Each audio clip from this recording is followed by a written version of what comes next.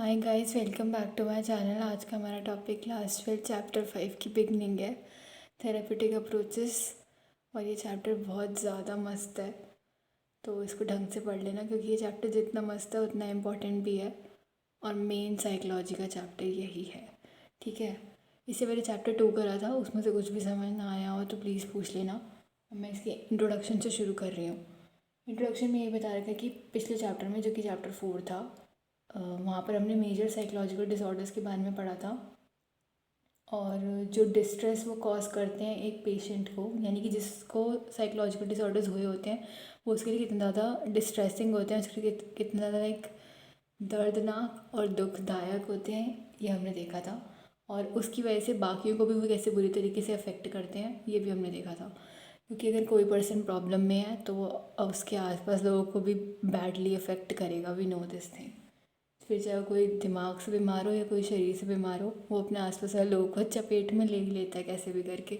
उनके ऊपर भी उसका अच्छा खासा असर देखने को भी मिल जाता है। यही यहाँ पे लिखा है। और इस चैप्टर में हम देखेंगे कि अलग अलग थेरेपेटिक मेथड्स होते हैं जिनको यूज़ किया जाता है साइकोथेरेपिस्ट के द्वारा ऐसे ही पेशेंट्स को हेल्प करने के लिए जो मेजर साइकोलॉजिकल डिसऑर्डर से गुजर रहे होते हैं, ठीक है। यहाँ पर अलग अलग टाइप के साइकोथेरेपीज़ हम देखने वाले हैं। और इनमें से कुछ जो है फोकस करते हैं कि बंदा एक्वायर कर ले सेल्फ अंडरस्टैंडिंग, खुद को समझना सीख जाए सबसे पहले, तो फिर ही वो दूसरों को जाके समझेगा। बाकी थेरेपीज़ जो है वो कुछ एक्शन ओरिएंटेड है, मतलब उसको कुछ ना कुछ काम करना आना चाहिए। क्योंकि लास्ट में रिहैबिलिटेशन वाला हम देखने वाले हैं, वहाँ पे ऑक्यूपेशन भी सिखाते हैं, क्योंकि ऐसे लोगों को अपने लिए खुद अपना सर्वाइवल अर्न करना है, ऑक्यूपेशंस में इन्वॉल्व होना भी आना चाहिए। वो चैप्टर के एंड में जाके देखेंगे हम, ठीक है। तो कुछ थेरेपीज़ एक्शन ओरिएंटेड होती हैं ज़्यादा, और कुछ ऐसी होती हैं कि वो इंसान को खुद को समझना सिखा देती हैं। बाकी अप्रोचेस जो हैं वो, अब इसमें यह है कि ऑलमोस्ट सारी की सारी अप्रोचेस जो हम यहाँ पढ़ने वाले हैं ना, उनका मेन यही रहता है, मतलब मेन उनका यही मोटिव रहता है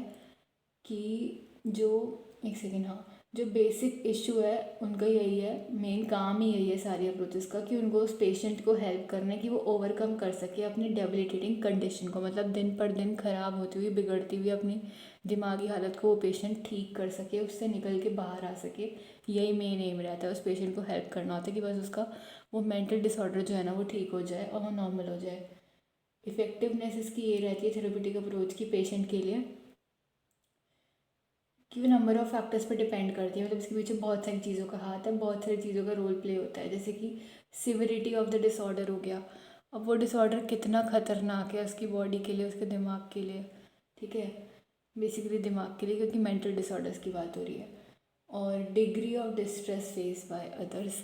किस हद तक उसका डिसऑर्डर उसको तो नुकसान पहुंचा ही रहे, और उसके साथ साथ किस हद तक दूसरे लोग भी उस चीज़ से इफ़ेक्ट हो रहे हैं, वो कितना ज़्यादा डेंजरस और डिस्ट्रेस कॉज करने वाला ट्रबलसम है उस पर्सन के लिए भी जिसको वो हो रहा है, और बाकियों के लिए भी जो उसको झेल रहे हैं। Then availability of time, effort, money among others, ये तो मैंने है ही। वही कितने समय से वो बंदा उस चीज़ से जूझ रहा है, उस चीज़ से गुजर रहा है, और बाकी लोगों ने कितना एफ़र्ट डाला उसको ठीक करने के लिए, और हमें कितना टाइम लग सकता है उस बंदे को ठीक करने के लिए, हमें कितनी मेहनत करनी पड़ेगी, प्लस हमारे कितने रिसोर्सेज खर्च होंगे, ये लिखा हुआ है, ठीक है। बाकी थेरेपेटिक अप्रोचेस जो है वो करेक्टिव होती हैं इन नेचर, हाँ ठीक ही करना है, उसके मेंटल डिसऑर्डर को ख़त्म करके उसको वहाँ से ओवरकम करवा के बाहर निकलवाना है, उसकी कंडीशन नॉर्मल करनी है। और सारी थेरेपेटिक अप्रोचेस जो हम पेशेंट को हेल्प करने वाली ही होती हैं, उनको हेल्प प्रोवाइड करें, ऐसे नेचर ही है उनका। और सब में इन्वॉल्व होता है interpersonal relationship between therapist and client, जिसको हम पेशेंट भी कहते हैं, वैसे क्लाइंट ज़्यादा बोलते हैं साइकोलॉजिकल लैंग्वेज में। वही जिसको कोई मेंटल डिसऑर्डर या प्रॉब्लम है, थेरेपिस्ट जो उसे ट्रीटमेंट देने वाला है उसका काउंसलर। तो ये इंटरपर्सनल रिलेशनशिप होता है, मतलब दोनों के बीच में आपस में मेल जोल है, आपस में कुछ रिश्ता नाता है, ट्रस्ट वर्दी रिलेशनशिप है। तभी जो है वो क्लाइंट सामने वाले पे ट्रस्ट करके अपना जो भी प्रॉब्लम फेस कर रहा है, जो भी चीज़ से वो गुजर रहा है, वो फ्रीली शेयर कर पाएगा। And just because of this thing जो थेरेपिस्ट है उसको उस चीज़ का सॉल्यूशन दे पाएगा अपने हिसाब से, उसे सोचना समझना और खुद को उस चीज़ में ढालना और उससे बाहर निकलने की कोशिश करने के बारे में सिखा पाएगा और नॉर्मल कर पाएगा। कुछ जो होती हैं थेरेपेटिक अप्रोचेस वो डायरेक्टिव होती हैं इन नेचर, जैसे कि साइकोडायनेमिक, ठीक है। और कुछ नॉन डायरेक्टिव होती हैं जैसे कि पर्सन सेंटर्ड, मतलब मेन फोकस उसका पर्सन ही है और सब कुछ वही इंसान करने वाला है जिसको डिसऑर्डर हुआ है। देखेंगे हम आगे चैप्टर में आएंगे ऐसी थेरेपीज़। इस चैप्टर में हम देखने वाले हैं कुछ मेजर फॉर्म्स ऑफ साइकोथेरेपीज़, ठीक है। तो ये था इंट्रोडक्शन। देन आ जाते हैं nature and process of psychotherapy, जो कि ये पहला टॉपिक। अब यहाँ पे साइकोथेरेपी के बारे में बताया कि ये होता क्या है। साइकोथेरेपी एक वॉलंटरी रिलेशनशिप होता है बिटवीन वो वाला बंदा जो ट्रीटमेंट ले रहा है, जैसे हम क्लाइंट भी कहते हैं, और वो वाला बंदा जो उसको ट्रीट कर रहा है या जो उसे ट्रीटमेंट दे रहा है, जैसे हम थेरेपिस्ट भी कहते हैं। यानी कि क्या हो गया, voluntary relationship between one seeking treatment और the client and one who treats और द थेरेपिस्ट, ठीक है। इस रिलेशनशिप का मेन मकसद क्या है, ये करना क्यों है, या इससे क्या फ़ायदा मिलता है, इस रिलेशनशिप का मेन काम क्या है। अब इसको तुम कुछ और वाला रिलेशनशिप मत समझना, थेरेपिस्ट और क्लाइंट की बात हो रही है, वही समझना और वही दिमाग में लेके चलना, कुछ उल्टा मत सोचने लग जाना, ठीक है। तो इसका मेन पर्पज़ यही होता है कि उस क्लाइंट को हेल्प करना है कि वो सॉल्व कर सके अपने साइकोलॉजिकल प्रॉब्लम्स, जो उसे दिमागी दिक्कतें आ रही हैं, जो उसे फेस करनी पड़ रही हैं, वो उसे सॉल्व कर सके। यही इसका मेन पर्पज़ है। ये रिलेशनशिप कॉन्ड्यूसिव होता है, हेल्प प्रोवाइड करने वाला, कुछ मदद मिले क्लाइंट को, ऐसा लाइक थोड़ा प्रोडक्टिव और कंस्ट्रक्टिव वे में वो कुछ अच्छा अपने लिए कर पाए, क्लाइंट फ़ायदेमंद हो, उसके लिए बेनिफिशियल हो, एडवांटेजियस हो, उसको हेल्प मिले, इससे कुछ फ़ायदा हो, ठीक है। तो ये रिलेशनशिप कंड्यूसिव होता है जिससे कि क्लाइंट ट्रस्ट बिल्ड कर सके, एक भरोसा जो है ना वो कर सके, अंधाधुन विश्वास कहते हैं ना, वो अटूट भरोसा, विश्वास, इतना फेथ, इतना ट्रस्ट दिखा सके सामने अपने थेरेपिस्ट पर या काउंसलर पर जो उसको ट्रीट कर रहे हैं, उसकी प्रॉब्लम्स के बारे में सुन रहा है, और इतना उसके साथ फ्री हो सके, इतना उसके साथ खुलकर बातें अपनी शेयर कर सके कि कोई भी प्रॉब्लम हो वो फ्रीली जाके डिस्कस कर सकता है अपने थेरेपिस्ट के साथ, और उसे पता है कि कुछ भी दिक्कत होगी तो हाँ मेरे पास एक बंदा तो है जिससे जाके मैं कुछ भी है बोल सकता हूँ और अपनी प्रॉब्लम्स का सोल्यूशन ले सकता हूँ फ्रीली, आराम से, और वो मुझे जज नहीं करेगा। मेन थिंग, वो मेरे प्रति थोड़ा एम्पथेटिक है, थोड़ा नहीं बहुत even, and unconditional positive regard वो मुझे प्रोवाइड करने वाला है। और वो लाइक ऐसे झूठी सिंपथी है, ऐसे कोई दया दिलासा देने वाला है, ये ऐसा कुछ काम नहीं करेगा। एंड मेन बात, वो मुझे जज नहीं करने वाला, मुझे सुनेगा बिना जजमेंट कोई दिए, और मेरे को मेरे सिचुएशन का जो है हल निकाल के देगा, ठीक है। आगे बता रखा है साइकोथेरेपिस्ट का एम यही रहता है, साइकोथेरेपीज़ का सॉरी एम यही रहता है कि ये चेंज कर दें मालाडेप्टिव बिहेवियर्स को, यानी कि जो गलत बिहेवियर है, गलत आदतें हैं, उनको बदलना है, उनको ऑल्टर करना है, किसके अंदर, ऑब्वियसली अडेप्टिव बिहेवियर में। तो मालाडेप्टिव बिहेवियर को चेंज करे और पर्सनल डिस्ट्रेस को जो है ना कम करे, मतलब जो उसको कोई दुख है, टेंशन है, स्ट्रेस जो आ रहा है, गलत स्ट्रेस जो उसके बॉडी की लिमिट से बाहर जा रहा है, जो उसको फेस नहीं कर पा रहा। हमने डिस्ट्रेस के बारे में पढ़ा था स्ट्रेस चैप्टर में, उसी की बात हो रही है। जो उसकी एक कैपेसिटी है दुख को झेलने की, उसे क्रॉस कर रहा है और उसके बॉडी के बैलेंस इक्विलिब्रियम को डिस्टर्ब कर रहा है, that is what distress is. तो उसका जो पर्सनल डिस्ट्रेस अपने खुद की प्रॉब्लम्स की वजह से उसके पास आ रहा है ना,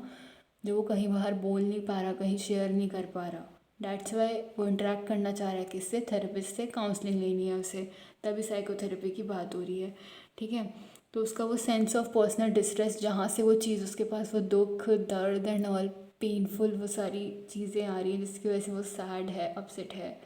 ढंग से सोच नहीं पा रहा, कुछ काम नहीं कर पा रहा है, कहीं और कंसंट्रेट जहाँ से करना चाहिए वहाँ कर नहीं पा रहा, उस पर्सनल डिस्ट्रेस को कम करना भी इसका मेन एम होता है। मालाडेप्टिव बिहेवियर जो है वो चेंज हो जाए, ये भी एम होता है। और तीसरा ये कि वो हेल्प करे उस क्लाइंट को कि वो बेटर तरीके से, ढंग से अडेप्ट करना सीख पाए, खुद को ढाल ले, मोल्ड कर ले अपने इन्वायरमेंट की डिमांड्स और नीड्स के हिसाब से, ठीक है। तो जिस टाइप का उसका आसपास का एरिया, उस हिसाब से वो रहना जीना सीख जाए, ठीक है। हाँ, इसमें आगे है कि inadequate marital occupational social adjustment जो है वो भी रिक्वायर करती है कि इंडिविजुअल के पर्सनल एनवायरनमेंट के अंदर चेंज करा जाए थोड़ा सा। कहने का मतलब ये है कि जहाँ पर लाइक मैरिड लाइफ किसी की सही नहीं चल रही, किसी के साथ रिलेशन अच्छा नहीं बना हुआ, बट फिर भी उसके अंदर रहना पड़ रहा है, झेलना पड़ रहा है, वो सह रहे हैं वो चीज़, ठीक है, वो चीज़ लेकिन ढंग से चल नहीं रही, कोई सेटिस्फैक्शन नहीं है उधर, या कुछ भी मिल नहीं रहा जो चाहिए। ऑक्यूपेशनल, अब जहाँ काम कर रहे हैं, जिस ऑक्यूपेशन में लगे हुए हैं, जो भी लाइक जॉब या वर्क एरिया है, वहाँ पर सेटिस्फाइड नहीं है, उधर उस हिसाब से मिल नहीं रहा जितना मिलना चाहिए, तो वो इनएडिकेट है, एडिकेट नहीं है। ऐसी मैरिज के केस में है, या सोशल एडजस्टमेंट इश्यूज़ हैं, कॉन्फ्लिक्टिंग नीड्स हैं, पता नहीं है क्या करना है, लोगों के साथ डील करना नहीं आता, कहीं किसी से बनती नहीं है अच्छी, ठीक है, ऐसा कुछ सिस्टम चल रहा है, सब कुछ बिगड़ा बिगड़ा सा है लाइक। तो इसके अंदर भी बहुत ज़्यादा ज़रूरत है कि इसके अंदर चेंज करा जाए, इसको एडिकेट बनाया जाए, क्योंकि ये बहुत ख़राब हो सकता है उस पर्सन के लिए जो ये सब झेल रहा है, जिसके साथ ये सब हो रहा है, उसके दिमाग को ये बुरी तरीके से अफेक्ट कर सकता है। तो इन सब में भी चेंजेस लाना बहुत ज़रूरी है, जिससे कि इंडिविजुअल का पर्सनल एनवायरनमेंट चेंज हो, उसका बाहर जहाँ वो रहता है जिस एरिया में, उन लोगों के साथ डील करने का तरीका बदले, उनके साथ जो बनती नहीं है, जो रिलेशनशिप डेवलप नहीं है, कहीं पर भी वो डेवलप हो, ठीक है, रहना सीख जाए वो अपने एनवायरनमेंट के हिसाब से, खुद को अडेप्ट करना, वहाँ पर एडजस्ट होना सीख जाए। तो उसके पर्सनल इन्वायरमेंट में भी जहाँ पर ये सब कुछ इनएडिकेट सा चल रहा है ना, वहाँ पर भी चेंजेस लाना बहुत ज़रूरी है। और सारी साइकोथेरेप्यूटिक अप्रोचेस का फॉलोइंग कैरेक्टरिस्टिक्स है, यानी मेन मेन फीचर्स जो होते हैं। अब ये ना मैंने सामने बहुत टेढ़ा लिखा है, प्लीज़ उसको समझ जाना। मेरे को खुद भी पता नहीं लगता कि मैं लिखते लिखते फ़्लो में और फील में कितना टेढ़ा लिख जाती हूँ। बाद में रियलाइज़ होता है मुझे जब मैं पूरा लिख देती हूँ कि हाँ मैंने कितना लाइक टेढ़ा टेढ़ा टेढ़ा टेढ़ा लिख दिया। तो उसको प्लीज़ इग्नोर करना, और कुछ भी समझना है तो मुझसे पूछ लेना, लिखा हुआ भी कुछ लाइक लगे कबाड़ मचा हुआ तो पूछना। साइकोथेरेपेटिक अप्रोचेज़ ये कैरेक्टरिस्टिक्स शेयर करती हैं। पहला कि सिस्टमेटिक एप्लीकेशन होता है प्रिंसिपल्स का। सारी ही अलग अलग टाइप की जो थ्योरीज होती हैं थेरेपीज़ की, उसके अंदर, यानी कि there is systematic application of principles underlying different theories of therapy. जो भी आगे हम देखेंगे ना, अलग अलग टाइप की थेरेपीज़, थ्योरीज जिसके अंडर वो थेरेपीज़ आती हैं, ठीक है, उन सब के अंदर सिस्टमेटिक एप्लीकेशन है प्रिंसिपल्स का। मेन मेन रूल्स हैं, कुछ रेगुलेशंस है कि हाँ ये थेरेपी इस तरीके से दी जाएगी, ऐसे ऐसे करके, इसमें ये एथिक्स, ये रूल्स फॉलो होंगे, और हम पेशेंट के साथ इस हद तक ये चीज़ यहाँ पे कर सकते हैं, उसके आगे हमें अलाउ नहीं करना। फिर चाहे हमें उसको ठीक करना है, उसकी दिमागी हालत को, या जो भी उसके साथ करना है, ठीक है। तो कुछ ना सिस्टमेटिक एप्लीकेशन होती है, उसको जैसे वो बंदा रियल लाइफ में उसका इम्प्लीमेंटेशन करेगा, जैसे अप्लाई करने वाला, उसका भी कुछ सिस्टम है, एक ढंग से तरीका है, सीक्वेंस फॉलो होता है कुछ, और कुछ प्रिंसिपल्स के ऊपर बेस्ड होता है। ऐसे ही जाके हम कुछ भी नहीं कर सकते ना कहीं पर भी। तो इसमें यह लिखा है कि सिस्टमेटिक एप्लीकेशन होता है प्रिंसिपल्स का हर एक डिफरेंट टाइप ऑफ थेरेपी के पीछे, जो कि थ्योरीज़ के ऊपर बेस्ड होती हैं, ठीक है। ये जो अलग अलग थ्योरीज़ हैं ना थेरेपीज़ की, उनके बिहाइंड अगर हम जाके देखें तो सिस्टमेटिक एप्लीकेशन होता है प्रिंसिपल्स का। अगर ये पॉइंट समझ नहीं आया हो तो प्लीज़ मुझसे पूछ लेना, वैसे मैं एक बार वापस एक्सप्लेन कर रही हूँ अभी। यानी जो अलग अलग थ्योरीज़ होती हैं थेरेपी की, मतलब थेरेपी जिस थ्योरी के ऊपर, जिस मेन एजेंडा के ऊपर काम कर रही है ना, जिस तरीके से कोई थेरेपी तुम किसी पर्सन को दोगे, तरीका होता है ना हर एक चीज़ को करने का। ऐसे ही थोड़ा ना जाकर हम कुछ भी किसी के मुंह पे मार देते हैं, फिर चाहे वो कोई खाने की चीज़ है, कुछ भी है, जैसे कुछ देना है तो पकड़ाएंगे, बोलेंगे, थोड़ी तमीज़ है, सलीका है, वो चीज़ है। तो इसमें यह लिखा है कि अलग अलग थ्योरीज थेरेपी की यूज़ करती हैं, और उनके अंदर भी एक सिस्टमेटिक एप्लीकेशन होता है प्रिंसिपल्स का, कुछ रूल्स रेगुलेशन फॉलो की जाती हैं। जैसे रिसर्च में होता है ना, ऑब्जेक्टिविटी मेंटेन करनी है, एथिक्स फॉलो होने चाहिए, और स्टैंडर्डाइजेशन होना चाहिए, वैलिडिटी नॉर्म्स जो जिस टेस्ट के लिए बनाया गया है उसी हिसाब से होना चाहिए, और जो टेस्ट क्लेम करना चाह रहा है वो क्लेम करना चाहिए। वैसे ही यहाँ पर है थेरेपीज़ के साथ भी। वापस से आई एम टेलिंग, और अगर फिर भी समझ ना आए तो प्लीज़ पूछ लेना। यही लिखा है कि अलग अलग थ्योरीज़ जो होती हैं थेरेपीज़ की, उनके पीछे भी सिस्टमेटिक एप्लीकेशन होता है प्रिंसिपल्स का, ठीक है। सेकेंड पॉइंट है कि जो लोग जिन लोगों ने रिसीव किया होता है प्रैक्टिकल ट्रेनिंग एक्सपर्ट के सुपरविजन, सॉरी असल में नींद में हूँ मैं। हाँ मैं हूँ नींद में, मैंने बताया नहीं था, बट यहाँ नींद में हूँ, ठीक है। क्योंकि देखो अपना तो जो मेरा चल रहा है पढ़ाई का वो मुझे ज़्यादा खास ना कुछ समझ नहीं आ रहा, तो मैंने कहा टाइम क्या वेस्ट करना है यार, वीडियो ही बना लो तुम लोगों का सिलेबस तो ख़त्म होगा। ठीक है। तो जो लोगों ने ट्रेनिंग रिसीव की होती है एक्सपर्ट के सुपरविजन के अंडर, ठीक है, मतलब उनको अच्छा सा टाइम दे के पूरा उनके ऊपर मेहनत की जाती है, उनको सिखाया जाता है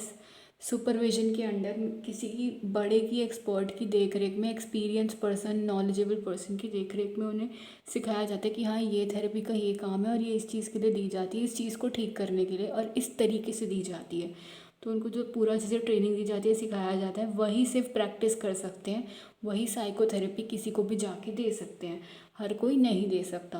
नहीं तो एक अनट्रेंड पर्सन जिसको कोई ट्रेनिंग नहीं मिली, कोई एक्सपीरियंस नहीं है, कोई नॉलेज नहीं है, किसी बड़े के अंडर उसे सिखाया नहीं गया कि साइकोथेरेपी काम कैसे करती है और कब कब किस तरीके से देनी चाहिए, वो अनट्रेंड पर्सन ना अनइंटेंशनली मतलब ना चाहते हुए भी जाएगा तो थेरेपी देने, लेकिन बहुत ज़्यादा नुकसान कॉज कर सकता है अपने ही क्लाइंट को, अपने पेशेंट को, instead of giving any giving any resource और asset good to that person, मतलब उसकी प्रॉब्लम्स का हल तो वो बाद में ही निकालेगा, उसके लिए कुछ नुकसान और कुछ गलत और ही दुर्घटना टाइप जो कहते हैं ना, कोई प्रॉब्लम ही कॉज कर सकता है, उसके लिए गलत ही हो सकता है। क्लाइंट के लिए एक ऐसे पर्सन से लाइक साइकोथेरेपी लेना जो खुद ही ट्रेंड नहीं है, जिसने खुद ही नहीं सीखा कि कैसे करना है और क्या चीज़ फॉलो होगी और देनी कैसे है थेरेपी, तो उसमें ये लिखा है एक अनट्रेंड पर्सन जो है वो ना चाहते हुए भी अनइंटेंशनली हार्म कॉज कर सकता है अपने क्लाइंट को, instead of giving any good to him और हर, जो उससे थेरेपी लेने आया उसको, उसके लिए वो नुकसानदायक बहुत ज़्यादा हद तक हो सकता है उसे फ़ायदा करने की बजाय। और थर्ड है कि थर्ड कैरेक्टरिस्टिक्स है कि थेरेपेटिक सिचुएशन के अंदर एक थेरेपिस्ट होता है और एक क्लाइंट होता है जो आता है उसके पास भरोसा करके उससे हेल्प लेने, अपने इमोशनल प्रॉब्लम्स के साथ डील करने के लिए सीखने आता है जो, और यही पर्सन जो होता है ना वो थेरेपेटिक प्रोसेस का मेन फोकस और अटेंशन होता है। थेरेपिस्ट को क्या करना है, पूरा अपना ध्यान पूरा अपना टाइम इसी इंसान पे तो लगाना है जो उसके पास मदद लेने आया है, उसका तो और कुछ काम ही नहीं है। तो थेरेपेटिक प्रोसेस का मेन फोकस, मेन जो गोल है जिसके ऊपर उसे ध्यान देना है, या मेन ऑब्जेक्टिव जो होता है थेरेपिस्ट का उसको ठीक करना ही होता है ना, तो इसका मेन फोकस अटेंशन वाली जगह जहाँ उसे पूरा फुल अपना कंसंट्रेशन देना है, पूरा अपना टाइम वहाँ देना है, वो वही बंदा है जिसे वो ठीक करने के लिए बैठा है या जो उसके पास अपनी दिक्कतें लेकर आया है उसके ऊपर भरोसा करके, ठीक है। तो यही यहाँ पे लिखा है कि थेरेपिस्ट और क्लाइंट जो उसके पास मदद लेने आया है, अपने इमोशनल प्रॉब्लम्स के साथ डील करने के लिए सीखने आया है, थेरेपेटिक सिचुएशन के ये दो मेन लोग होते हैं, थेरेपिस्ट और ये क्लाइंट, और क्लाइंट जो है वो मेन फोकस है, अटेंशन देने वाला एरिया है थेरेपेटिक प्रोसेस के अंडर, ठीक है। देन आ जाते हैं फोर्थ पे। फोर्थ है इंटरेक्शन होता है इस चीज़ के अंदर दो लोगों का, थेरेपिस्ट का और क्लाइंट का, जिसकी वजह से एक कंसोलिडेशन मतलब एक थेरेपेटिक रिलेशनशिप बनने लग जाता है। एक सेकेंड, हाँ, मतलब इसके अंदर इंटरेक्शन होगा दो लोगों का, थेरेपिस्ट का और क्लाइंट का, जिसकी वजह से आगे जाके it leads to the formation of what, एक थेरेपेटिक रिलेशनशिप बन जाएगा, दोनों के बीच में आपस में भी कुछ रिश्ता होगा, तभी तो वो खुला अंधाधुन विश्वास करके उसको अपनी दिक्कतों के बारे में बता पा रहा है, क्योंकि उसे पता है वो सामने वाला उसे जज नहीं करेगा, वो जैसा है उसे वैसा एक्सेप्ट करेगा, उसको सुनेगा, उसको अपनी जगह पे खुद को उसकी जगह पे उसकी सिचुएशन में रख के देखेगा, पूरी एम्पैथी उसे प्रोवाइड करेगा, अनकंडीशनल पॉजिटिव रिगार्ड देगा, बिना जज करे उसकी बातें सुनेगा और उसको उसका सॉल्यूशन, उसका प्रॉब्लम्स का हल निकाल के देगा, ठीक है। तो थेरेपेटिक रिलेशनशिप डेवलप हो जाता है इससे, थेरेपिस्ट और क्लाइंट के बीच में लगातार ऐसे थेरेपी सेशंस के दौरान एक दूसरे के साथ जब वो इंटरेक्ट करते हैं, जब उनके बीच इंटरेक्शन होता है, ठीक है। और आगे है कि ये कॉन्फिडेंशियल होता है, भरोसेमंद, एक दूसरे के ऊपर विश्वास वो कर रहे हैं, तभी तो थेरेपिस्ट उसकी सुन रहा है और वो उसको सुना रहा है, वो बोल रहा है, तो थेरेपिस्ट भी तो कह सकता है कि मैं कैसे मानूँ कि तुम मुझसे सच बोल रहे हो झूठ बोल रहे हो, लेकिन यही पता लग जाता है कि इंसान सच बोल रहा है कि झूठ बोल रहा है, क्योंकि वो और कहीं वो चीज़ शेयर नहीं कर पा रहा, वो वहाँ कहीं और जाके वो अपना इमोशंस फीलिंग्स वेंट आउट नहीं कर पा रहा। तुम्हारे पास वो स्पेशली काउंसलिंग लेने आया है, वो तुम्हें बता रहा है, तुम्हारे साथ खोल रहा है इस हद तक कि तुमसे अपनी दिक्कतें शेयर कर सके, तो तुम्हारा भी फ़र्ज़ बनता है कि तुम उसका भरोसा ना तोड़ो। That's why it's a confidential relationship. जो बातें लाइक उन दोनों के बीच में हो रही हैं वो कहीं बाहर किसी थर्ड पार्टी के पास, तीसरे पर्सन के पास नहीं जाती। जैसे कोई काउंसलर है, उसको किसी पेशेंट ने आके किसी क्लाइंट ने आके अपना कुछ बताया, उससे कुछ दिक्कत शेयर करी कि उसको ऐसे ऐसे करके कुछ कुछ इश्यूज़ आ रहे हैं और उसकी लाइक बनती नहीं है इतनी आसपास के लोगों के साथ, इतना अच्छा उसका रिलेशनशिप कुछ है नहीं डेवलप किसी के भी साथ। तो थेरेपिस्ट ये नहीं कहेगा कि अच्छा तो तुम इस टाइप के पर्सन हो कि तुम्हारी किसी से बनती नहीं है, लाइक ये करके उसको जज करने लगेगा, उसको सही और गलत के स्टैंडर्ड्स में खड़ा नहीं करेगा। या बाहर जाके कहीं किसी अपने दोस्त को नहीं बता देगा कि वहाँ मेरे पास ऐसे एक आया था बंदा और उसकी तो अपने ही घर वालों के साथ नहीं बनती। ये चीज़ नहीं होती है यहाँ पे। तो इट्स कॉन्फिडेंशियल। जो उन दोनों के बीच की बातें हैं, जो भी वहाँ उन दोनों के बीच सो एंड सो टॉक्स हुई, कुछ भी, वो बाहर उस कमरे के बाहर जाती ही नहीं है, उनके बीच में ही रहती है, वहीं पे सेटल्ड हो जाती है, वहीं पे उसको अपने प्रॉब्लम्स का सलूशन मिल जाता है, और वो बात एंड हो जाती है वहीं पर। ठीक है, कहीं किसी बाहर वाले तक नहीं पहुँचती। देन इंटरपर्सनल रिलेशनशिप तो है ही। इंटरपर्सनल इज़ वर्ड कि वो उसके नीड्स को, उसके मोटिव्स को, उसके डिज़ायर्स को, विशेस को, उसके इंटरेस्ट को, उसकी स्ट्रेंथ को, वीकनेस को अच्छे से समझ पा रहा है। उसके पास इतनी क्षमता है थेरेपिस्ट के पास कि वो अंडरस्टैंड कर पा रहा है, देख पा रहा है, समझ पा रहा है कि सामने वाला उससे कहना क्या चाह रहा है, वो कब क्या व्यक्त कर रहा है, अपनी भावनाएं, उसको इतनी अक्ल है, वो समझ रहा है उसको, इंस्टेड ऑफ जजिंग। ठीक है। डायनेमिक रिलेशनशिप वही कि थोड़ा नहीं, बहुत इंस्टेड बहुत ही ज़्यादा सपोर्टिव है। अब वो उसको बहुत ज़्यादा सपोर्ट भी दे रहा है, उसके लिए एक सहारा बन के काम कर रहा है, उसको उसकी दिक्कतों से बाहर निकलने के लिए उसके साथ खड़ा है हमेशा। लाइक उसको ये पता है कोई भी नहीं होगा तो हाँ, मेरा थेरेपिस्ट तो है ही, मेरा काउंसलर तो है ही, मेरे को कुछ भी दिक्कत, छोटी से छोटी प्रॉब्लम भी कुछ आती है तो मैं उससे जाके डायरेक्ट पूछूंगा, मुझे बता देगा। और वो मेरे को लाइक ऐसे सही या गलत के उसमें खड़ा नहीं करेगा, कटघरे में डायरेक्ट मेरे को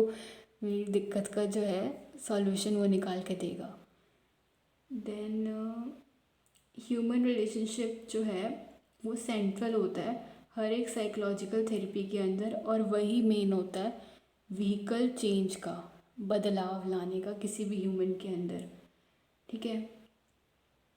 ये वाला ह्यूमन रिलेशनशिप जो थेरेपिस्ट और क्लाइंट के बीच में है ना, यही सेंट्रल होता है, यही मेन होता है किसी भी तरह की साइकोलॉजिकल थेरेपी के अंदर। क्योंकि तुम खुद देखो, जब थेरेपिस्ट और क्लाइंट की आपस में ही नहीं बनेगी, मान लो कोई आया बंदा, वो शेयर ही नहीं करना चाहता अपनी पर्सनल दिक्कतों के बारे में, उसको सामने वाले पे विश्वास ही नहीं है, उतना भरोसा ही नहीं है, कुछ बोलेगा नहीं, कुछ बताएगा नहीं, वो सामने वाला कुछ समझ नहीं पाएगा, ना उसके एक्सप्रेशंस के थ्रू, ना बॉडी लैंग्वेज के थ्रू, और जब वो मुँह से ही कुछ बोल के बताना नहीं चाह रहा, वो सामने वाला भी कैसे ही, उसको सपने थोड़ना आएंगे कि हाँ मुझे इसकी हेल्प करनी है, इसकी ये प्रॉब्लम हो सकती है जिसका मुझे सॉल्यूशन इसको निकाल के बताना चाहिए। ठीक है। तो ये चीज़ होती है, जो ये ह्यूमन रिलेशनशिप होता है ना थेरेपिस्ट और क्लाइंट के बीच का ये मेन चीज़ होती है, मेजर होता है किसी भी साइकोलॉजिकल थेरेपी के अंदर, और यही मेन व्हीकल है। इसी से ही चेंज आने लगता है हमारे क्लाइंट के अंदर, इसी से वो बदलने लगता है और सुधरने लगता है, खुद को अडेप्टिव बना लेता है, एडजस्टमेंट करना सीख जाता है, अपने जैसा बाहर जिस तरह का इन्वायरमेंट है उसी के अंदर रहना उसे आ जाता है, खुद को और ज़्यादा अच्छे से समझने लग जाता है, और सेल्फ अवेयर हो जाता है अपने बारे में भी, उसे बहुत कुछ पता लग जाता है। सारे साइकोथेरेपीज़ का कुछ या मेन ये फॉलोइंग गोल्स होते हैं, मतलब मेन ये अचीव करता है बंदा अगर वो साइकोथेरेपी ले लेता है, तो ज़रूरत लगती है तो ही लेगा। ठीक है। ऐसे हर कोई जाके नहीं कहेगा कि हाँ मुझे एक थेरेपिस्ट या एक काउंसलर की ज़रूरत है, नहीं, कुछ कुछ लोगों को नीड लगती है तो वो लेते हैं, एंड वो बहुत ज़्यादा फ़ायदा करने वाली होती है उनके लिए, और उनके मेन ये गोल्स होते हैं, लेने के बाद उन्हें ये चीज़ें अचीव होती हैं या ये वो प्राप्त कर लेते हैं। पहला है कि जो क्लाइंट आया है थेरेपिस्ट के पास, उसे और ज़्यादा बेटर बनाना है, बेटर के बाद वो खुद बेस्ट हो जाएगा, क्योंकि हर इंसान को अपने बारे में अच्छे से पता होता है, बट उसे उस डायरेक्शन में लेके आना है, उस काम को करने के लिए उसे मजबूर करना है जो वो असल में करने में सबसे अच्छा है, जो वो करना चाहता है, उसको उसका इंटरेस्ट, हॉबी, इसके बारे में बताना है, उसको खुद की इम्पोर्टेंस के बारे में समझाना है। ठीक है। तो उसको लाइक बेटरमेंट की तरफ लेके जाना है कि वो अपने लिए अपना कुछ अच्छा लाइक कर सके, और इमोशनल प्रेशर को कम करना है। बाहर से जो उसके पास जो भी आ रहा है, बाहर के लोग उसे जो भी दे रहे हैं, फिर चाहे वो अच्छा है, बहुत गंदा है, या उसके लिए बहुत बुरा है, उसके लिए बहुत क्रिटिसाइजिंग टाइप है, उसे कोई मोटिवेट नहीं करता, सब डीमोटिवेट करने वाले ही आसपास उसके पड़े हैं। तो भी उसके पास ये है कि चल एक काउंसलर, एक थेरेपिस्ट है जो उसे हमेशा मोटिवेट करेगा कुछ भी करने के लिए, क्योंकि उसके पास लाइक वो स्पेस उसे प्रोवाइड करना, वो जगह उसे देना, अनकंडीशनल पॉजिटिव रिगार्ड की, बिना उसकी कमियां निकाले, उसकी कमियों पे बिना फोकस करे, तुम उसकी सिर्फ अच्छाइयों पे सिर्फ उसकी गुडनेस देख रहे हो कि वो क्या क्या कर सकता है, उसके पास इतना पोटेंशियल है, इतनी काबिलियत है, और वो करके दिखा देगा जो वो करना चाहता है। उसको उसकी वर्थ के बारे में, वैल्यू के बारे में रियलाइज़ करवाना, समझाना, और जो इमोशनल प्रेशर है, जो भी दुख दर्द जो कुछ भी है उसे कम करना, कम इन द सेंस कि कम कम करते करते धीरे धीरे ख़त्म हो जाना। वो नेग्लिजिबल है या है भी तो उसके बारे में उसे पता नहीं लग रहा है इतना, क्योंकि वो उस दुख को लेकर इतना अवेयर नहीं है, वो खुश रहना सीख गया है, नेगेटिव और बुरे सिचुएशंस में भी उसे जीना आ गया है। Unfolding potential for positive growth, वही खुद की एबिलिटीज़ को, कैपेबिलिटीज़ को और क्षमताओं को समझना, जो वो लाइक अचीव कर सकता है अपना फुलेस्ट पोटेंशियल, वो सेल्फ एक्चुअलाइजेशन वाली नीड जो हमने पढ़ी थी मैस्लो की हायरार्की में, अपने ग्रोथ के लिए, अपने डेवलपमेंट के लिए काम करना, अपने लिए कुछ करना, इंडिपेंडेंट होना, किसी पर निर्भर ना होना, या खुद को जो चाहिए वो लाइक खुद प्राप्त कर सकते हैं, किसी की ज़रूरत नहीं है, अपने नीड्स का फुलफिलमेंट खुद हमें करना आता है। मॉडिफाइंग हैबिट्स, आदतों को बदलना इन द सेंस जो मान अडेप्टिव बिहेवियर है उन्हें हटा के उनको रिप्लेस कर देना अडेप्टिव वंस के साथ।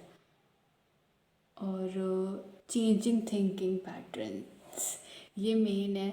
उसकी, मेन ना सोच को बदलना। अब मैंने पहले भी बहुत बार बता रखा है बहुत वीडियोस में कि बंदा अपने बारे में बहुत ही लो, बहुत ही बुरा और बहुत हद पर इरेशनल वे में, इलॉजिकल तरीके से बहुत नेगेटिव सोचता है। और तुमने देखा होगा जब भी कोई नेगेटिव सिचुएशन या कुछ ऐसा स्ट्रेसफुल टाइप सिचुएशन आता है ना, तो ज़्यादातर विचार बुरे आते हैं दिमाग में, कुछ अच्छा नहीं आता। जो पहले का बुरा हुआ होता है वो भी सारा रिवाइंड होकर सामने आ जाता है, वो भी याद आने लगता है, और जो अभी बुरा चल रहा होता है वो तो चल ही रहा होता है, वो तो ऑनगोइंग रहता ही रहता है। वो एक दो दिन तक दिमाग साफ़ नहीं होता उस कचरे से, क्योंकि बुरा मिलता जा रहा है, होता जा रहा है, होता जा रहा है, बुरे में ही फंसे रह गए हैं। तो कुछ भी पॉजिटिव सोचने का तो हो नहीं पा रहा। बट होना क्या चाहिए कि बाहर से कुछ नेगेटिव से नेगेटिव, बुरे से बुरा आ रहा है, अपना क्या रहना चाहिए कि हमें तो भाई हर सिचुएशन में अच्छा और पॉजिटिव सोचना है। तो उसकी मेन सोच को बदलना है, खुद को लेकर भी जो उसकी सोच है उसे भी बदलना है। वो अपने बारे में लाइक गलत और बुरा बुरा ना सोचे, ये भी बहुत ज़रूरी है। खुद को कम ना समझे वो, लाइक किसी से अपनी इम्पोर्टेंस को ना भूल जाए, और दूसरों के आगे लाइक बिक ना जाए एक तरह से। खुद की वैल्यू को, सेल्फ इस्टीम को, सेल्फ एफिकेसी को भी वो थोड़ा सा रियलाइज़ करना सीखे, खुद को समझे, उसकी सोच को बदलना, उसका बाहर के लोगों को और खुद को देखने का जो नज़रिया है ना उसको पॉजिटिव में चेंज करना है। इतना पॉजिटिव कि नेगेटिव से नेगेटिव भी कुछ हो जाए ना, दूसरों पे तो चलो वैसे भरोसा करना इतना सही है नहीं। यहाँ पे मैं थेरेपिस्ट की बात नहीं कर रही, बाहर के लोगों की बात कर रही हूँ जो आसपास होते हैं। पर इतना हो जाए, इस हद तक आ जाए कि हाँ खुद पर उसको अंधाधुन भरोसा हो जाए, खुद पर वो अटूट विश्वास करने लग जाए, कुछ भी होगा भाई मेरे हाथ में है, सब मेरे कंट्रोल में है, मैं खुद हैंडल कर सकता हूँ, या मेरे पहुँच के बाहर लाइक कुछ वो नहीं है, इतना उसे खुद के ऊपर कॉन्फिडेंस आ जाना चाहिए। कुछ भी होगा तो वही चीज़ें मेरे हाथ में रहेंगी, मेरे अंडर रहेंगी, and I can control the situations my self. कुछ भी मेरा,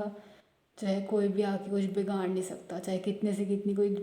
बुरी से बुरी भी घड़ी कुछ ऐसा कुछ आ जाए ना, मैं अपने नहीं कर सकता हूँ अच्छे से। खुद के ऊपर इतना भरोसा रखना, खुद का ऐसे वैल्यू जजमेंट अपनी वर्थ का कर देना कि हाँ मुझे पता है मेरे हाथ में ये चीज़, या ऐसा ऐसा सो एंड सो भी कुछ हो गया तो मेरा कुछ उखड़ेगा नहीं, I can handle it my self. इतना कैपेबिलिटीज़ हैं अपने पास, और झेलना और सहना भी आ चुका है, अब तो टाइम ने सिखा दिया तो कर ही लेंगे। इंक्रीजिंग सेल्फ अवेयरनेस, वही चीज़ है, कॉन्शियसनेस, खुद को जानना, खुद को समझना, अपने इम्पोर्टेंट, अपने आप को लाइक इम्पोर्टेंट समझना, ज़िंदगी में खुद को इम्पोर्टेंस देना, और सेल्फिश होना भी नहीं है ये। लाइक सबसे पहले क्या होता है ना, खुद को समझते हैं फिर दूसरों को समझना आता है, खुद की भावनाओं को, मोटिव्स को, नीड्स को, डिज़ायर्स को, खुद के फीलिंग्स को, इमोशंस को, इन सबको समझना, हमें क्या चाहिए, हम क्या करना चाहते हैं, उस चीज़ का पता होना बेसिकली। ये हमारे लिए क्या अच्छा है, क्या करके हमें मज़ा आ रहा है, वो चीज़ हम करें, उस चीज़ में हम जाएं। दूसरों के हिसाब से चले नहीं हम इतना ज़्यादा कि हमें ही ना पता हो हम कर क्या रहे हैं और जो हम कर रहे हैं क्या वो सही भी है। अपने कुछ ना लाइक कहते हैं ना वो कोड्स, एथिक्स, मोरल्स बनाना, अपने कुछ वैल्यूज़ और बिलीव्स होना पर्सनल वाले कि हाँ ये करना मुझे ठीक लगता है, मेरे हिसाब से मैं इसमें सबसे अच्छा हूँ तो मैं तो ये करूँगा ही करूँगा, ये करने से मुझे कोई नहीं रोक सकता। It's the basic thing I need to do. मेरे लिए मुझे ये तो करना ही है। खुद के बारे में इतना सेल्फ अवेयर हो जाना कि हाँ अपना तो हमें सब कुछ पता है और ख़ुद को सबसे अच्छे से हम ही समझ सकते हैं, या अपने बारे में सबसे अच्छे से we can describe, we are the only one who can describe about ourselves the best. कोई और बाहर वाला आके कह नहीं सकता है, बता नहीं सकता कहाँ हम अच्छे हैं कहाँ हम बुरे हैं या क्या हमारी अच्छाइयाँ बुराइयाँ हैं। उस चीज़ के बारे में हम अच्छे से जानते हैं। ठीक है, तो इस हद तक सेल्फ अवेयर हो जाना। Improving interpersonal relations and communication, ये भी बहुत ज़रूरी है। बाहर वालों के साथ इंटरेक्शन, रिलेशनशिप्स किस तरीके से है तुम्हारे। एक होता है इंट्रापर्सनल, एक होता है इंटरपर्सनल। इंट्रा इज़ व्हाट, खुद को सबसे पहले से हम अच्छे से समझना सीख गए हैं, खुद के बारे में we know each and everything, in depth जानते हैं खुद को, अपनी रग रग से वी आर वाकिफ़ है हम अपनी रग रग से। फिर जब खुद को समझने लगते हैं ना तो हम दूसरों को भी अंडरस्टैंड करना सीख जाते हैं अच्छे तरीके से। हम दूसरों के भी मोटिव्स, नीड्स, डिज़ायर्स, विशेस, दूसरे हमसे क्या चाह रहे हैं, दूसरा हमसे क्या कहना चाह रहा है, या अगर वो कुछ कहना चाह रहा है तो क्या वो बोल नहीं पा रहा, वो एक्सप्रेस नहीं कर पा रहा उस चीज़ को हमारे सामने, या वो हमें ही इस लायक नहीं समझता कि वो बोल पाए वो चीज़ हमारे सामने। तो इंटरपर्सनल रिलेशनशिप भी इस तरीके से होना, सच इतना हद तक अच्छे से होना कि हाँ उनके पीछे का भी पर्पस हमें पता है, अपनी वैल्यू तो हमें अपनी लाइफ में पता ही है, और दूसरे हमारे लिए क्या मायने रखते हैं, कहाँ स्टैंड करते हैं, उस चीज़ के बारे में भी वी नो वेरी वेल। दूसरों की भी वैल्यू एंड इम्पोर्टेंस पता है हमारी लाइफ में कि हमें क्या है, और सेल्फ रिस्पेक्ट के बारे में भी हम जानते हैं अच्छे से। लाइक अपनी इज्जत पे बात आएगी तो फिर किसी का नहीं है, फिर कुछ कुछ नहीं दिखता फिर उसके आगे, फिर हम भी सबसे पहले हैं। ठीक है, तो इंटरपर्सनल रिलेशनशिप होना और कम्युनिकेशन आना, बातचीत करना आना भाई, दूसरों से इंटरेक्ट करने का पता होना। अब कोई बोल रहा है तो वो जो बोल रहा है ना उसको लाइक पूरा फुल तरीके से अटेंशन पे करना।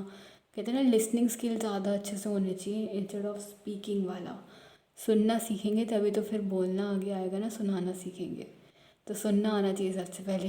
सामने वाला जो बोल रहा है उसको ढंग से सुनो, फुल फोकस दे के। वो बोल कुछ रहा है, तुमने समझ कुछ लिया, उसका मतलब कुछ और निकाल लिया,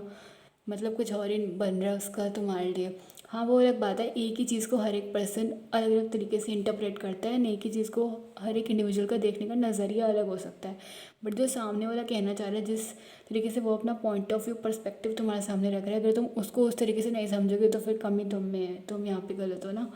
तो वो जैसे उस चीज़ को बताना चाह रहा है, या जो उसका मतलब है ना उस चीज़ को लेकर जो वो बोलना चाह रहा है कि उसे ये चीज़ अच्छी लगती है, तो तुम उसे यही समझो, इंस्टेड ऑफ ये कि हाँ इसको ये चीज़ अच्छी लगती है पर मेरे को पता नहीं क्यों लग रहा है, इसे ये चीज़ अच्छी नहीं लग रही है, बस कह रहा है कि इसे अच्छी लगती है। नहीं, बॉडी लैंग्वेज, फेशियल एक्सप्रेशन को समझना, देखना उसके गेस्चर्स को, इवन बॉडी मूवमेंट से ही पता लग जाता है। नॉडिंग से पता लगता है ना, सिर नीचे कर रहे हैं, हाँ हाँ agree, we are agree, approve है हम इसके साथ। तो इतना कम्युनिकेशन वगैरह होना, listing skills, speaking skills and all ये सब होना, बाकी के साथ इंटरेक्ट करना आना इस तरीके से कि अगर हमें किसी को लाइक मना भी करना है ना, वो असर्टिवनेस वाली क्वालिटी, मना भी करना है तो मना भी इस तरीके से करें कि उसे बुरा भी ना लगे और अपना पॉइंट भी सामने रख दें, अपना ओपिनियन भी हमें दूसरे के सामने रखना आता हो। ठीक है, और हमने उसे मना भी कर दिया और अपना पॉइंट भी इस तरीके से उसके सामने एक्सप्रेस करा है, इस तरीके से उसके सामने पुट करा है कि उसे समझ गया, वो उसे भी यही लगा कि अच्छा ये मेरे साथ ऐसे ये चीज़ करना नहीं चाह रहा है, मेरे साथ इन्वॉल्व होना नहीं चाह रहा, नहीं वो समझ गया हमारी बात को कि अभी we don't want this thing, या हम ये चीज़ करते ही नहीं है तो वो क्या कोई और भी होगा, हम उसके साथ भी ये चीज़ नहीं करेंगे। तो मना करना भी आना चाहिए सामने वाले को, असर्टिवनेस वाली क्वालिटी होना, ये सारा कम्युनिकेशन के अंदर कवर होता है। देन क्या है, फैसिलिटेटिंग डिसीजन मेकिंग। यस, ढंग से सोचने समझने की क्षमताएं और ये वाली शक्तियाँ होंगी तो फिर लाइफ में क्या करना है वो भी चूज़ करना बहुत आसान हो जाएगा। डिसीजंस हम अपने ले पाएंगे ढंग से, किसी एक ढंग से किसी निर्णय पे उतर पाएंगे, या सही गलत के बीच का फ़र्क भी समझ आ जाएगा तो फिर समझ पाएंगे ना कि एग्जैक्टली करना क्या है। Choices we can be sorry weekend कह रही सॉरी बीच में नींद आ जाती है। Choices we will be able to make, ठीक है, डिसीजन हम ढंग से ले पाएंगे, क्या करना है क्या नहीं करना पता होगा, कॉन्फ्लिक्टिंग व्यूज़ के बीच में भी, कॉन्फ्लिक्टिंग नीड्स के बीच में भी हम समझ पाएंगे खुद को, और हमें पता होगा कि हाँ ये करना सही है या अभी पहले इसको प्रायोरिटी देनी चाहिए, ये करना चाहिए, डिसीजन लेना आ जाएगा, हमें चॉइसेस लेनी आ जाएंगी लाइफ की, अपने लिए खुद चुन सकते हैं हम। अच्छा, becoming aware of one's choices in life, यही बात मैं बोल रही हूँ। हम इस हद तक अवेयर हो जाएंगे कि हमें पता लग जाएगा कि हाँ अभी पहले मुझे ये चीज़ चाहिए, मेरे लिए अभी ये ज़्यादा ज़रूरी है, इसके बाद ये चीज़ हो जाएगी, ये मैं कर लूँगा, ये चीज़ पता होना। Relating to one social environment in more creative and self aware manner, या रिलेट कर सकते हैं हम। अब ये पॉइंट मैंने बहुत ज़्यादा टेढ़ा लिख दिया है तो समझ जाना, लिखा वैसे बुक का ही पॉइंट है, यही है कि relating to one social environment in more creative, innovative और सेल्फ अवेयर मैनर से अपने इन्वायरमेंट के साथ रिलेट कर पा रहे हैं, कनेक्ट हो पा रहे हैं, लिंक कर पा रहे हैं अपने आसपास के इन्वायरमेंट के साथ, जिस तरीके के आसपास के लोग हैं, जैसा हमारा एरिया है, जैसा हमारे आसपास का एटमॉस्फेयर क्रिएट हो पा रहा है, उसमें हम खुद को ढाल पा रहे हैं उसके साथ किसी ना किसी तरीके से, फिर चाहे वो नेचर से ही क्यों ना हो, नेचर लवर्स जो हो ना, नेचर से ही क्यों ना हो, उसके साथ हम इंटरेक्ट कर पा रहे हैं, कनेक्ट हो पा रहे हैं, लिंक कर पा रहे हैं, कुछ रिश्ता नाता है हमारे आसपास के एरिया से भी हमारा, जहाँ हम रहते हैं वहाँ पर भी हम लोगों को समझते हैं, इस हद तक उधर भी हमारा है कि हाँ कुछ हो रहा है तो we are aware of that thing, तो उससे रिलेट कर पा रहे हैं, खुद को जोड़ पा रहे हैं एक क्रिएटिव तरीके से, लाइक इनोवेटिव तरीके से, थोड़ा अलग ढंग से, हमारे लिए कुछ अलग तरीके से ही वैल्यू करता है हमारा आसपास का एनवायरनमेंट, या हमारे लिए हमारे आसपास वाले एनवायरनमेंट का कुछ और ही मतलब है, आसपास के जो लोग हैं कुछ अलग ही मायने रखते हैं हमारे लिए, उनकी अलग ही वैल्यू है हमारी लाइफ में, they stand in different level in our life. और सेल्फ अवेयर मैनर में we can interact with them, like बातचीत करते हुए भी ये नहीं कि उन्हीं में ही एकदम पागल होके घुस गए और खुद को भूल गए, नहीं, अपना पॉइंट है तो सामने उसे भी हम रखेंगे, उसे भी हम जताएंगे, उसे भी हम वी कैन पुट फॉरवर्ड, और we are that much capable and able to put forward our points and our views as well, अपने इन्वायरमेंट में अपना जो पर्सपेक्टिव है वो भी बताएंगे और दूसरे की भी पूरी सुनेंगे, फिर जो सही रहेगा फिर हम नतीजे पे उतरेंगे ना। तो रिलेट कर पा रहे हैं अपने सोशल इन्वायरमेंट के साथ थोड़ा क्रिएटिव तरीके से, अलग हट के मैनर में, out of the box ideas के साथ, कुछ बहुत अच्छा है तो बहुत अच्छा, कुछ अच्छा नहीं लग रहा, बेकार लग रहा है तो ठीक है वो भी बोल देंगे, आज सच कोई वो नहीं है, अपने अपने चॉइसेस, ओपिनियंस, बिलीव्स हैं, चीज़ों को लेकर पर्सपेक्टिव्स होते हैं अपने अपने। सेल्फ अवेयर मैनर में हम रिलेट कर पा रहे हैं अपने इन्वायरमेंट के साथ, हमारे लिए क्या मायने रखता है भाई ये एरिया जहाँ हम रहते हैं, आसपास के लोग क्या लगते हैं हमारे, वो हमें पता है, और हम यहाँ पर इनके बीच क्या है या हमारी क्या इज्जत है वो हमें पता है, ठीक है। तो अभी के लिए तो इतना ही, नेक्स्ट में थेरेपेटिक रिलेशनशिप के बारे में पढ़ेंगे। इतने में कुछ भी समझ ना आया हो ना तो कृपया करके मुझसे पूछ लेना क्योंकि मैंने सामने तो बहुत टेढ़ा लिखा है, एक सिंगल वर्ड का भी मतलब पता ना लगा हो, यू कैन आस्क। और पुराने चैप्टर्स में भी जितना भी अब तक पढ़ाया उसमें से भी कोई भी डाउट हो, कुछ भी समझ ना आया हो, कितनी बार भी लाइक लगता है ना एक चीज़ पढ़ लेनी पड़ रही, समझ नहीं आ रहा है, इसको याद करने का कोई आसान तरीका चाहिए, ये चीज़ दिमाग में बैठ नहीं रही, या पता तो लग गया कि ये है क्या पर लिखना नहीं आ रहा, फ्रेम करना नहीं आ रहा कि इसके बारे में पूछा जाएगा तो कैसे लिखेंगे, कैसे बताएंगे, वो चीज़ नहीं पता, तो you can also ask that thing as well. मुझे समझ नहीं आ रहा, please feel free to ask. और thank you so much video देखने के लिए।